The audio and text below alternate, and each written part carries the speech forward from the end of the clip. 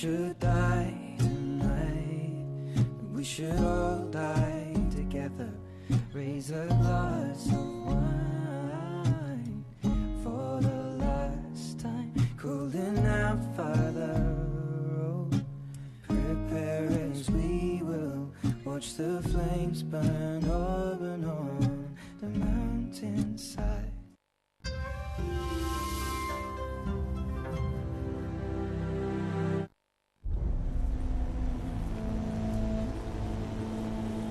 El paso firme de miles de guerreros sarracenos hará que un temblor recorra toda Europa.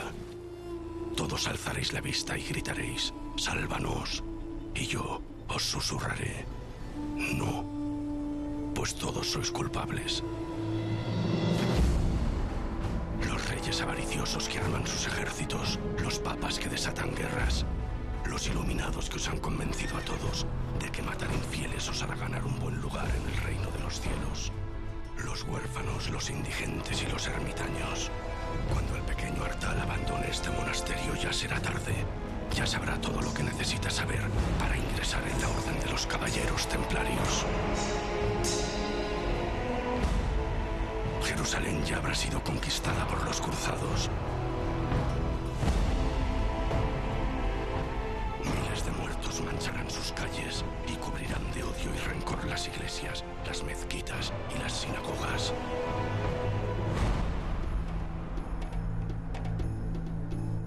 Y todo por vuestra culpa, por vuestra culpa, por vuestra grandísima culpa.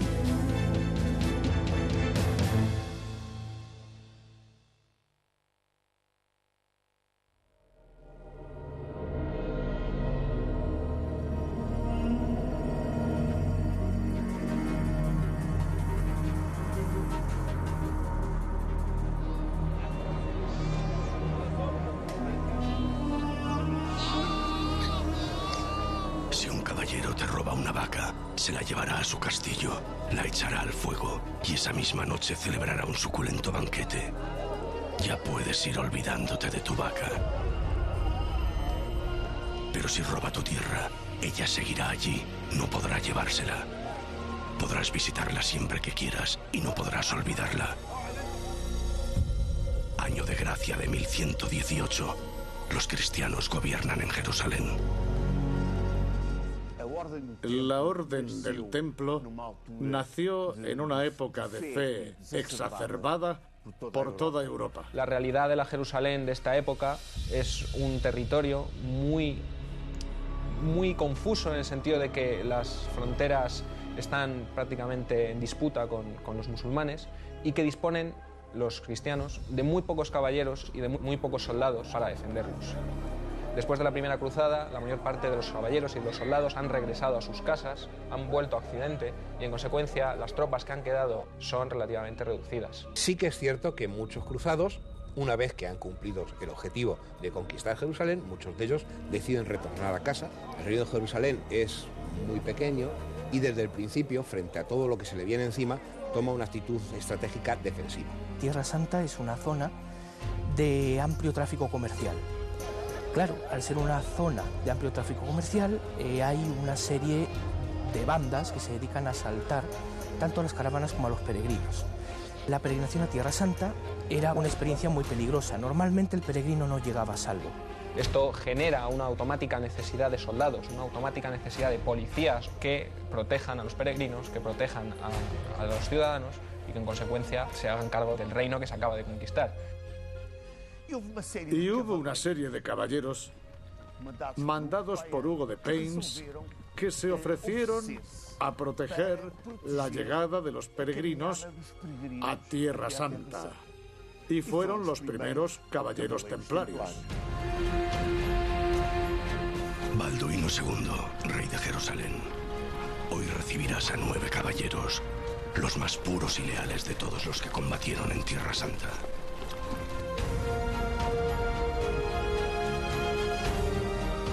9 caballeros que no acuden a ti en busca de un título o de nuevas oportunidades. 9 de los pocos que han elegido quedarse para defender tu nuevo reino.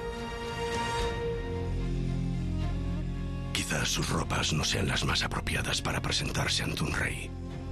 Están sucias y gastadas, pero fíjate en sus armas. Si quieres seguir sentándote en ese trono, vas a necesitar hombres que sepan para qué sirve una espada. Se hacen llamar los pobres caballeros de Cristo y los lidera un noble segundón llamado Hugo de Payens. Él te narrará muchas de esas batallas de las que tú tanto te enorgulleces. Ellos sí pudieron verle la cara al enemigo. En 1118, 9 caballeros le proponen al rey Balduino II, ya de la Jerusalén cristiana, fundar una nueva orden de caballería como apoyo a los peregrinos que llegaban a Tierra Santa. Esa entrevista con Balduino, esa iniciativa que tiene el rey de Jerusalén de utilizar, de instrumentalizar a ese grupo de caballeros, realmente es decisivo a la hora de explicarse el nacimiento de la Orden del Temple. Todo eso empieza con 9 monjes, que el número, como sabes, es un número especial, el número 9. El 9, siempre se habla de los números, también la numerología, ¿no? ¿Por qué el 9? Dicen que cada una de las afiladas puntas de la cruz templaria representa a cada uno de los 8 caballeros. Y el eje central de esa cruz, ese serás tú, Hugo de Payens. Estas crónicas que hablan de un número concreto, el de 9, bueno, está muy relacionado con la numerología, la cábala, el esoterismo, el aspecto mágico de las matemáticas que tenía en la Edad Media. Los 9 caballeros del Temple realmente eran algunos más. 9, 10 o 12 eran muchos. Para un rey en una situación muy delicada desde el punto de vista estratégico, desde el punto de vista militar, un puñado de hombres bien adiestrados podían ser sencillamente decisivos. ¿A cuántos duques, condes y reyes has obedecido, Hugo? ¿Cuánta mediocridad has tenido que conocer para no querer servir a ninguno más? Hugo de Payens evidentemente es un innovador. Esa idea de mezclar, de fundir el monje con el soldado, a nadie se le había ocurrido hasta entonces. No sé muy bien si era un romántico, pero desde luego él lo que predica desde un primer momento es que tiene que haber una serie de soldados preparados para la guerra, que sepan combatir para defender a los peregrinos que van al Santo Sepulcro. Debió ser un personaje muy carismático porque convenció a todos y partir de cero era complicado. Y lo consiguió, sin duda lo consiguió. Balduino II, rey de Jerusalén. Me sangran los oídos al escucharlo. ¿Realmente crees que Cristo necesita de un rey que gobierne su reino? Tu soberbia se irá agrandando con los años. Incluso te harás enterrar en la iglesia del Santo Sepulcro, como si eso te garantizase un buen asiento en el reino de los cielos. Hoy entregarás la custodia del templo de Jerusalén a Hugo de Payens y a sus pobres caballeros de Cristo. Sabemos que la Orden del Temple recibió del rey nada menos que una parte del Templo de Salomón para asentarse por primera vez. Esta orden tuvo como primer nombre los pobres caballeros de nuestro Señor Jesucristo. Y dice la tradición que el rey Balduino les entregó las caballerizas de lo que sería el antiguo Templo de Salomón. Y pasaron a llamarse Orden del Templo de Salomón. Lo primero que se da cuenta el rey de Jerusalén es que necesita tener un ejército permanente, tener un núcleo, una élite que sirviese de núcleo central del ejército. Lo que es importante es que el rey de Jerusalén vea la oportunidad que le ofrece un conjunto de caballeros dedicados, en último término, a defender el propio reino de Jerusalén. Hay un cierto misterio, ¿no?, con los orígenes de la Orden del Temple. ¿Por qué un caballero, Hugo de Payens, un feudo de segunda categoría, por qué consigue esta donación? Yo creo que Balduino II, que acaba de heredar unos meses antes el reino, tiene una escasa capacidad política y lo que hace es apoyarse en toda aquella gente que cree que le puede, de alguna forma, echar una mano para la defensa de su reino, para la defensa de su capital, que es Jerusalén.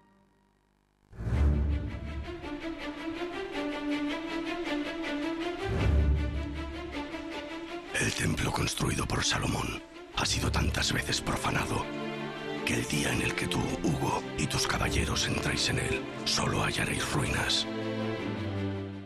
Porque el templo ya no existía. El templo de Jerusalén fue arrasado. Ya no era el mismo templo de Salomón. Era el cuarto templo que los hebreos construían en Jerusalén. El templo de Herodes el Grande. Este será vuestro templo. Aquí permaneceréis 9 años, los primeros 9 años de los primeros 9 templarios. Y es en esos 9 años cuando se dispara la imaginación, entonces se cree que encontraron el arca, se cree que encontraron la lanza de Longinos. Hay muchas teorías sobre qué hicieron los 9 caballeros templarios durante 9 años en el templo. Lo cierto es que es un enigma. ¿Qué hicieron allí los templarios durante tanto tiempo? Probablemente esos 9 fundadores que estuvieron 9 años sin proteger a nadie, porque no protegieron a nadie, aunque era su misión, hicieron algo más que rezar aquellos 9 años que estuvieron en Jerusalén. Como no sabemos lo que hicieron o dejaron de hacer, tampoco sabemos si encontraron o no encontraron nada. Es decir, todo lo que se diga, evidentemente, es pura especulación. Sobre los primeros años del Temple hay pocos datos, evidentemente, y los que hay incluso pueden ser controvertidos, confusos e incluso discutibles, ¿no? ¿Qué hacen los templarios, los primeros templarios durante estos 10 años? No tienen una regla. No tienen tan siquiera un hábito. Si hacemos caso a algunas crónicas, no tienen ni ropa con la cual vestirse. Al parecer, junto con el lugar, junto con el edificio, el rey Balduino II les entrega también ropa, caballos, en fin, lo mínimo que es indispensable para lo que se supone que iba a ser, que sería después una orden de caballería. ¿A qué se dedicaron durante estos primeros años? En teoría, defender a los peregrinos. Pero en realidad, estos 10 primeros años son un fracaso monumental. No consiguen nada. No consiguen crecer, no consiguen que entren en la orden nuevos adeptos. No había una forma, diríamos, una forma reglamentada de hacerse caballero. Simplemente bastaba con decir, yo quiero ser caballero del templo, yo quiero estar aquí, en este lugar, en el templo, y defender a los peregrinos, defender a la cristiandad, entregar mi vida al servicio de este ideal. Año 1125 de la era de nuestro Señor Jesucristo. Los cimientos de la iglesia parecen temblar cada vez que abres la boca. ¿Crees que la misma iglesia que cubre sus muros con oro no debería cubrir a sus hijos con harapos? Y haces bien. Deberías hacer que se avergüencen por ello. Eres Bernardo de Claraval, el padre espiritual de la Orden del Cister. Tu nombre es ya conocido por todos. Tu labor hará que vuestras abadías florezcan por toda Europa. Sienta las bases de una orden como es el Cister, que se extiende como la pólvora, fulminantemente, atraviesa Europa como un rayo. Se erguieron más de 300 abadías por Europa y tras su muerte llegaron a ser 700. Bernardo de Claraval es otro de los grandes visionarios. No llegó a ser papa, pero tenía más prestigio que cualquiera de los papas de su tiempo. Muy austero en su forma de vivir, él se desprendía de cualquier tipo de bien material, apenas comía, porque tenía problemas de úlceras por su mala alimentación, porque tenía esa idea de la austeridad, de la pureza absoluta, casi no comer, ¿no? Elige bien tus palabras, Hugo. No estás escribiendo a un abad cualquiera. El apoyo de Claraval a vuestra causa podría ser decisivo, pero has de convencerle. Bernardo de Claraval era era pariente de Hugo de País, por tanto lo conocía. Sin San Bernardo de Claraval, sin este abad, realmente el Temple no hubiera sido lo que fue. Esos pobres caballeros que custodian el templo de Jerusalén parecen realmente dispuestos a consagrarse a Dios, a proteger la cristiandad. ¿Acaso no es esa la obligación de todo buen cristiano? Los templarios crecen poco durante los primeros años. La regla era muy nueva, aunque ya contaba con los votos de castidad, pobreza y obediencia. Solo cuando Bernardo de Claraval escribe el elogio de la nueva milicia para incentivar a los nobles a que ingresen en esta nueva orden. Será cuando la orden del Templo de Salomón empiece a crecer. Sí es cierto que San Bernardo tiene un papel importante.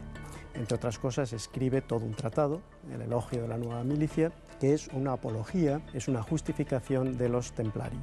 Donde dice que los caballeros templarios son los cristianos más puros, más perfectos, que eso es lo que hay que hacer, que a eso es lo que tiene que tender todo buen cristiano. Es el primero que sienta las bases en una larga carta, donde explica por qué la necesidad de que los monjes se conviertan en guerreros, cojan la espada y puedan matar.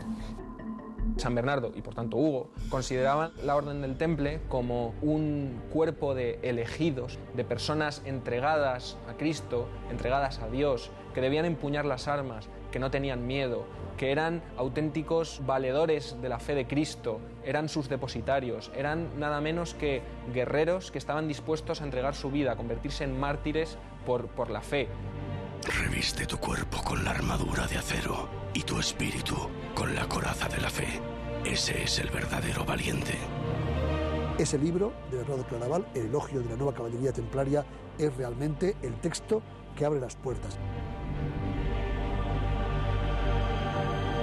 Para que una orden de ese tipo funcione, hace falta una regla, hace falta una disciplina, hace falta una organización. Bernardo de Claraval, que sabe que los templarios no tienen esa regla, simplemente la idea, que se han constituido allí unos cuantos caballeros, que tienen un lugar común, etcétera, una vida en común, ve el objetivo perfecto. Él, que es un cisterciense, que conoce muy bien la organización de una comunidad, sabe que para que funcione un monasterio todo tiene que estar en orden.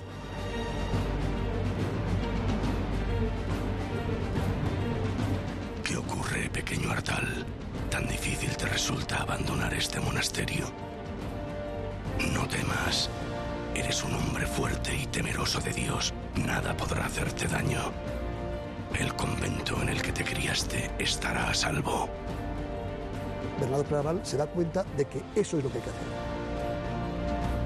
Que esa orden que se ha fundado en Jerusalén es realmente el ideal que él persigue.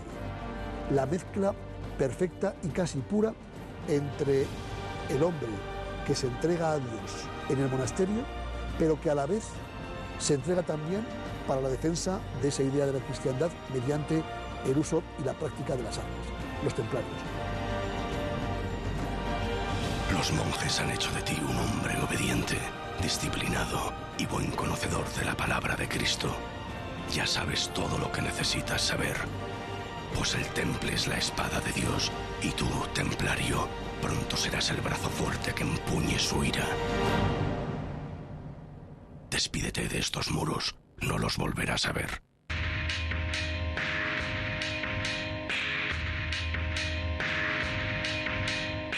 Malditos cristianos, no habéis entendido nada. ¿De verdad creíais que el Islam permanecería agazapado?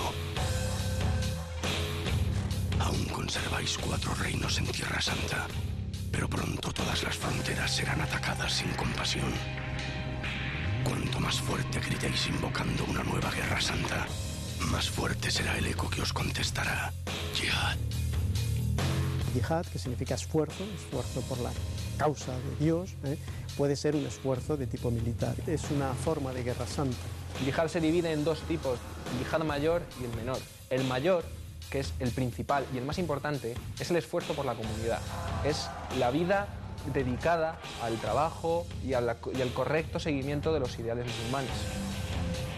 El menor, por ello menor y menos importante, es el que se dedica a la guerra, a la expansión de la fe, y este es el que hoy por día, por desgracia, impera dentro del concepto de la yihad. Da lo mismo que adviertas a los infieles, ellos no creen. Alá ha sellado sus corazones y oídos y tendrán un castigo terrible. Son 2 religiones que pertenecen al mismo tronco monoteísta y que sin embargo están patrocinando un enfrentamiento que a fin de cuentas es el enfrentamiento por el Mediterráneo. Cuando le preguntaron al mensajero de Alá cuál es la mejor yihad, Él dijo, la mejor yihad es aquella en la que tu caballo ha sido degollado y tu sangre derramada. Es muy difícil, pero debemos de evitar que nos caigan bien o mal los personajes, porque eso implica un juicio de valor y implica introducir un elemento de juicio, de moral. Los historiadores no somos jueces y no tenemos que decidir quién es bueno y quién es malo, ¿no? Tenemos que explicar una realidad.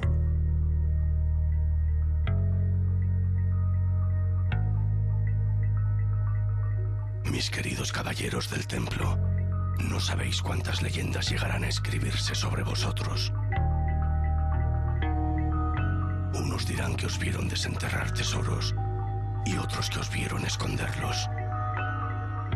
Habrá quien jure haberos escuchado practicar ritos prohibidos e incluso cargar con el arca de la alianza, cubriros con el santo sudario, comer del fruto del paraíso y llegar a beber del mismísimo grial. Hasta ahora, yo solo os he visto tomar medidas de vuestro templo. ¿O hay algo que no nos queréis contar?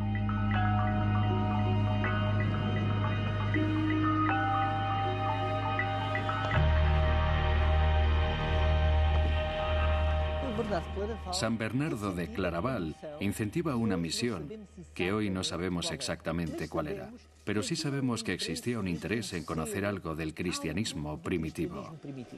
Es verdad que hubo un intercambio de documentación entre Bernardo de Claraval y esos 9 fundadores que se van a Tierra Santa, en el que parece ser que sí que encontraron objetos sagrados. Conocimientos, tal vez manuscritos antiguos, algo más de lo que se sabía hasta la fecha. Lo más probable, por lo que se deduce de la documentación de Claraval, es que encontraran documentación o el Arca de la Alianza, que también aparece mencionada, pero básicamente documentación. Se hicieron traducciones de esa documentación y en esa documentación había cosas que para ellos eran muy importantes. No se sabrá nunca qué. La Orden del Templo, siendo una orden que surge en el seno de la Iglesia Católica, tiene vestigios de cristianismos de otros orígenes, no exclusivamente católicos. Por ejemplo, la idea de que Jesús tuvo un hermano gemelo. Es una idea que está en la Biblia. Hay un pasaje en el que se hace referencia a Tomé, y a ese Tomé se le califica como Dimos.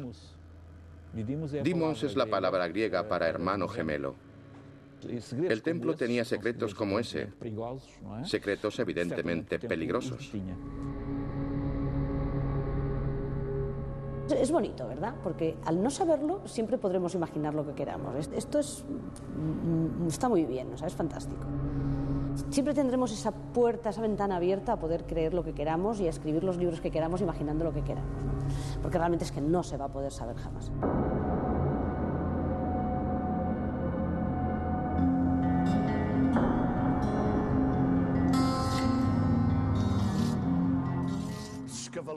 Pasado un tiempo, los caballeros de la Orden del Templo ya habían liberado todos los caminos de los ataques que mercenarios y musulmanes perpetraban contra los desgraciados que iban hasta Tierra Santa para pisar el mismo suelo que Jesucristo pisó. Los peregrinos que volvían contaban la historia y la valentía de estos caballeros que habían jurado ser pobres, fidelidad a Dios, que habían jurado silencio y no tener relaciones con mujeres. Se les consideraba unos santos. Por Europa corrió esta leyenda y no hubo hijo de un noble que no se ofreciera para ir a Tierra Santa.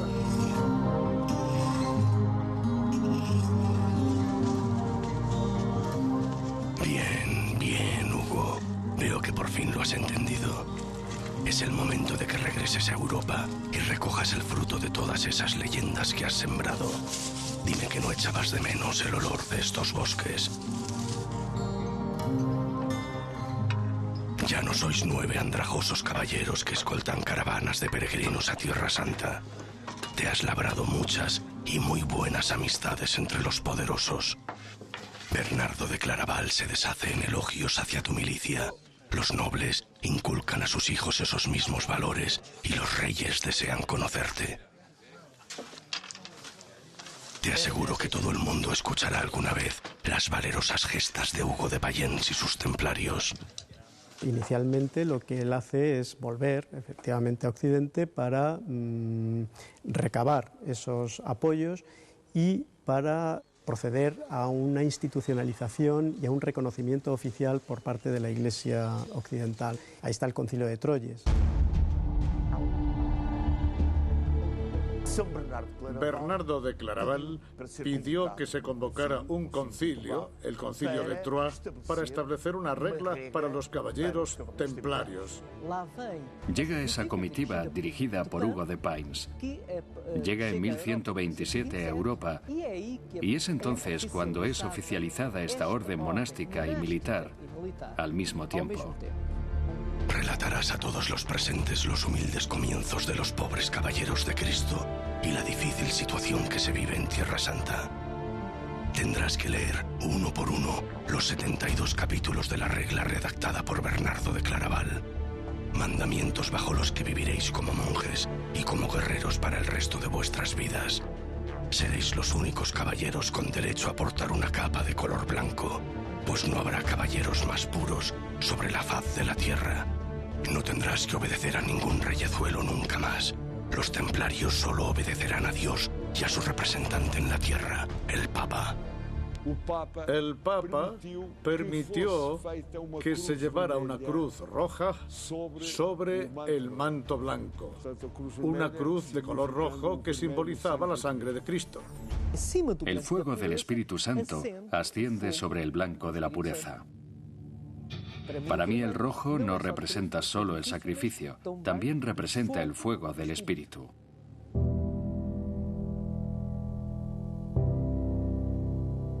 Capítulo 22 de la regla del Temple. Los caballeros llevarán siempre hábitos blancos. No le estará permitido a nadie más que a los nombrados caballeros de Jesucristo. Capítulo 25. El que quiera tener lo mejor, tendrá lo peor.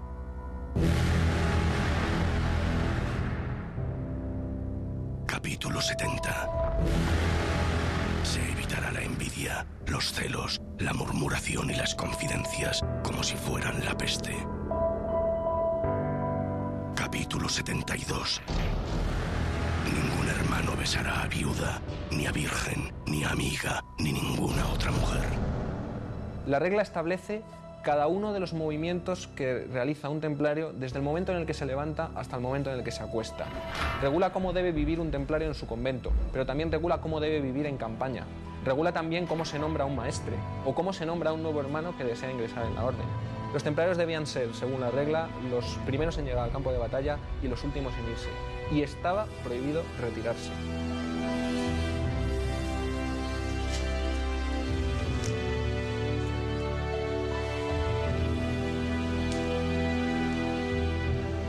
Venerables hermanos, habéis dicho adiós eterno al mundo. No temáis a la aproximación del combate y estad listos para recibir la corona del mártir. Tomaré el cáliz de la salvación e imitaré en mi muerte a la de nuestro Señor. Porque Cristo dio su vida por mí y yo estoy preparado para dar mi vida por Él. Cuando se entraba en la orden de los templarios, tenían prácticas de iniciación bastante violentas. Se preparaban para el sufrimiento y de ahí la dureza de esas prácticas. El templario es un soldado y el templario tiene que estar preparado, evidentemente, para lo que un soldado recibe de preparación, es decir, para la guerra. De la guerra se mata y se muere, claro. Tienes que estar preparado para matar y tienes que estar preparado para las situaciones realmente tremendamente crueles e incluso criminales. Capítulo 14 de la regla. Se beba agua o un poco de vino con agua, solo cuando sea voluntad del maestre. Capítulo 16. Dar siempre gracias con un corazón humilde.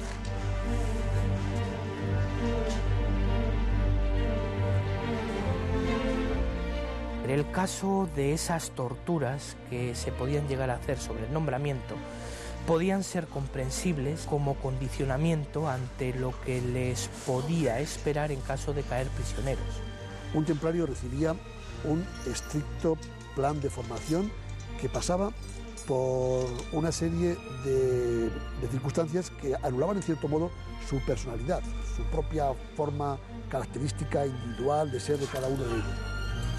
Se convertían en instrumentos absolutamente fríos de una maquinaria que era la orden del temple. Queda esa imagen del caballero templario como una especie de máquina de matar, de máquina fría, que cumple a rajatabla y de forma absolutamente ciega las órdenes de su maestre. Capítulo 18 de la regla.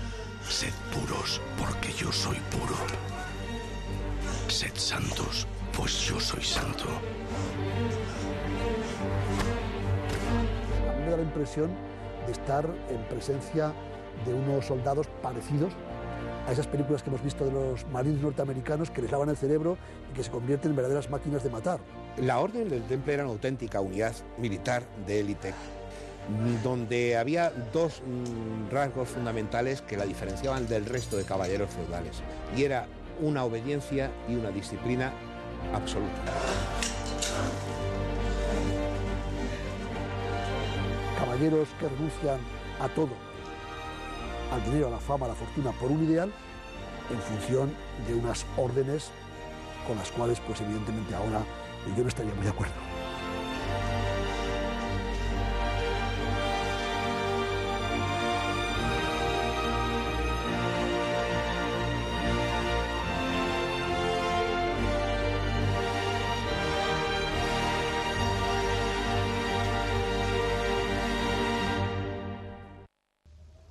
Año 1128 de la era de nuestro Señor. Cada invierno parece más frío que el anterior, y este es un largo viaje.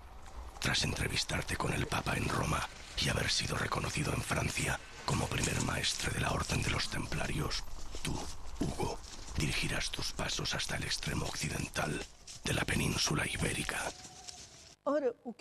¿Qué tiene que ver todo esto con la península ibérica o con Portugal? Tanto los condados portugueses, futuro reino de Portugal, como Aragón, son las regiones de Europa, junto con Francia, a las que los templarios llegan primero.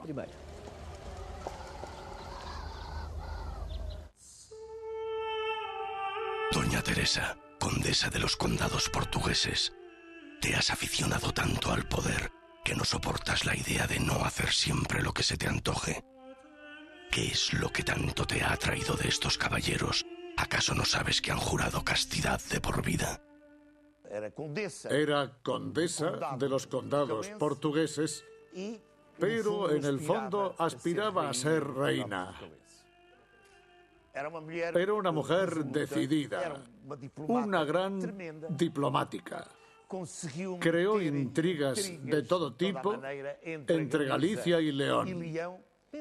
Se cree que los templarios podrían haber llegado incluso antes del Concilio de Troyes, en el año 1126, pero de lo que no hay ninguna duda es que en 1128 Doña Teresa les donó el castillo de Sur. El primer castillo de la Orden del Temple no se edificará en Tierra Santa, sino aquí, justo en la frontera entre el Islam y los condados de Doña Teresa de Portugal.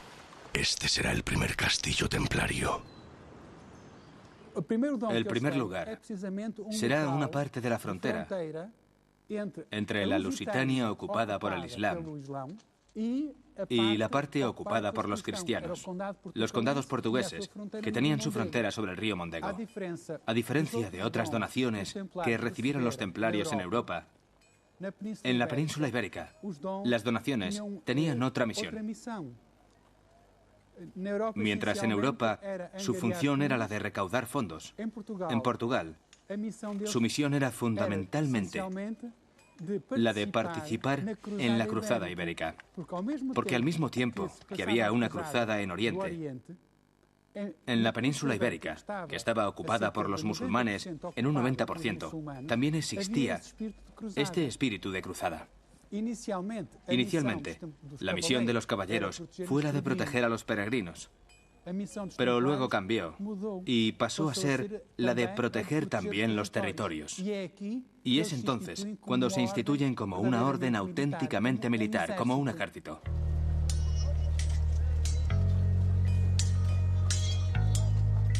Después de recorrer entre 1028 y 1029 los diversos reinos y estados europeos, ya pueden organizar un pequeño ejército.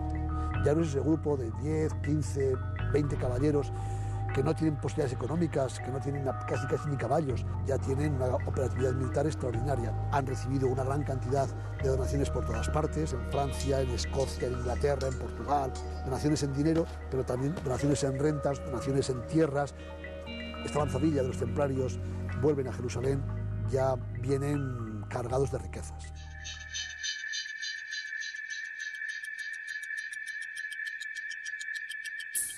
¿Por qué no comes, Bernardo? Supongo que has de predicar con el ejemplo. Esa austeridad tan extrema que promulgas terminará matándote. Deberías cuidarte un poco más.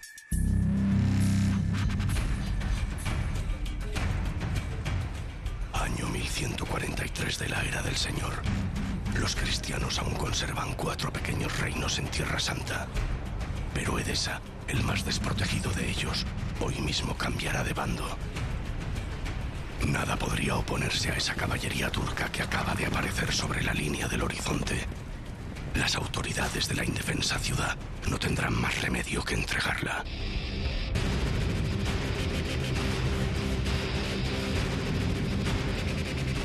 Nada más conocerse la noticia en Roma, el Papa Eugenio III pedirá ayuda a todos los reyes de la cristiandad. Y tú, Bernardo de Claraval, serás el encargado de llevar a cabo esta divina misión, predicar la segunda de las cruzadas. ¿Sabes cómo te apodan las malas lenguas? Boca de miel, porque no hay nadie sobre la faz de la tierra a quien no seas capaz de convencer. También le llamaban el doctor meloso, relacionado con las abejas, como si emitiese miel cada vez que hablaba. Bernardo de Claraval tiene una capacidad para la retórica y para la grandilocuencia en los discursos realmente magnífica. Lanza una serie de soflamas tremendas. Abrí mis labios y hablé. Desaventurados los que no ensangrienten su espada. Y en ese momento se multiplicaron los cruzados. Quedaron vacías las ciudades y castillos. Difícilmente se encontrará un hombre por cada 7 mujeres. He dejado Europa llena de aldeas con viudas aún en vida. Esas serán tus palabras, Bernardo, no las de Dios. Eres tú quien les envía a cavar sus propias tumbas. Todas esas almas empachadas con la miel de tus palabras gritarán: dame una espada. No deja de ser un hombre que se cree dotado de una gran capacidad mesiánica. Y esa capacidad mesiánica la transmite evidentemente en todos y cada uno de sus discursos, que más que discursos en algunas ocasiones son verdaderamente soflamas para convencer a la gente, a los cristianos, de que tienen que cumplir con el precepto fundamental que es la defensa de la cristiandad.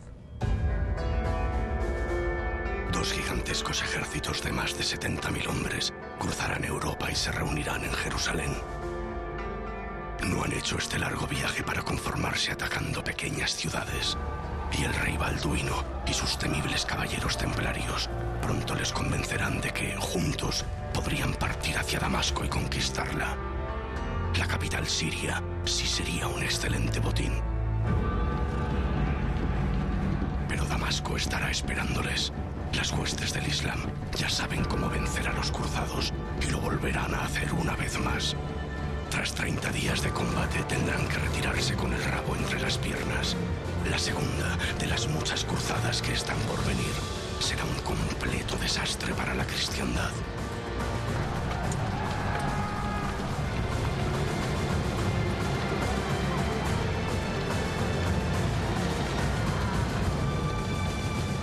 En la Segunda Cruzada ya hay grupos de caballeros templarios que son capaces de participar con éxito en operaciones militares a nivel de lo que sería un combate en campo abierto. No sabemos exactamente cuándo aparecen en batalla, en la primera gran batalla, pero desde luego en los años de la Segunda Cruzada ya participan en campañas militares. Las cruzadas, como objetivo cristiano según los evangelios y según las ideas cristianas de fraternidad y de amor al prójimo, fueron un completo fracaso. Más tarde, el propio Bernardo de Claraval aceptó el fracaso de la Segunda Cruzada, diciendo que no fue culpa de Dios, pero sí de los hombres que no supieron mantener los valores cristianos. Desagradecidos, te culparán a ti de esta dolorosa derrota. Ese será tu fin, Bernardo. Postrado en cama, débil y olvidado. Hace tiempo que no retienes la comida y las piernas se te hinchan. Desde luego, San Bernardo de Claraval no es un cualquiera y su orden no es cualquier orden. Marcó unos siglos fundamentales de la historia de toda Europa.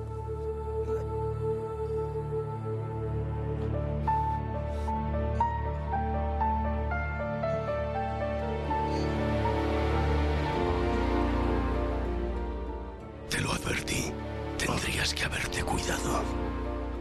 Tu vientre ya no soportará una noche más.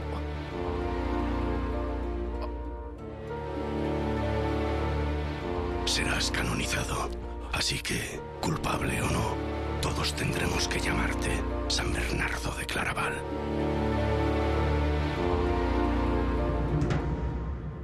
Que fundamentalmente crea unas personas, un tipo de monje muy especial que se siente y se sabe sabio y superior.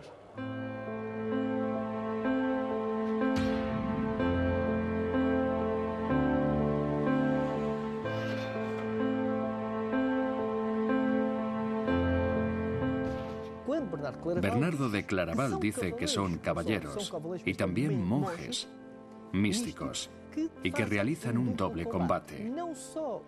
Un combate contra los infieles, contra los enemigos de Europa y de la cristiandad, y un combate contra los enemigos invisibles.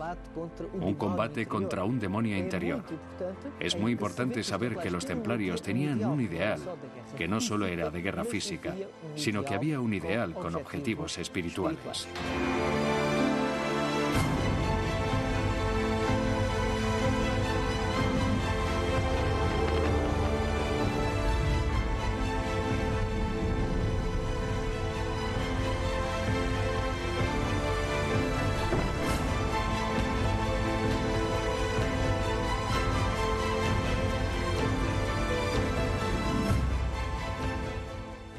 Los caballeros templarios, al contrario de las modas europeas, en las que los caballeros iban vestidos con sedas y zapatitos con punta, que Bernardo de Claraval criticó duramente, diciendo que esos caballeros, que andan con zapatos de lujo y camisas de seda, son incapaces de combatir por la verdad y solo combaten por motivos frívolos.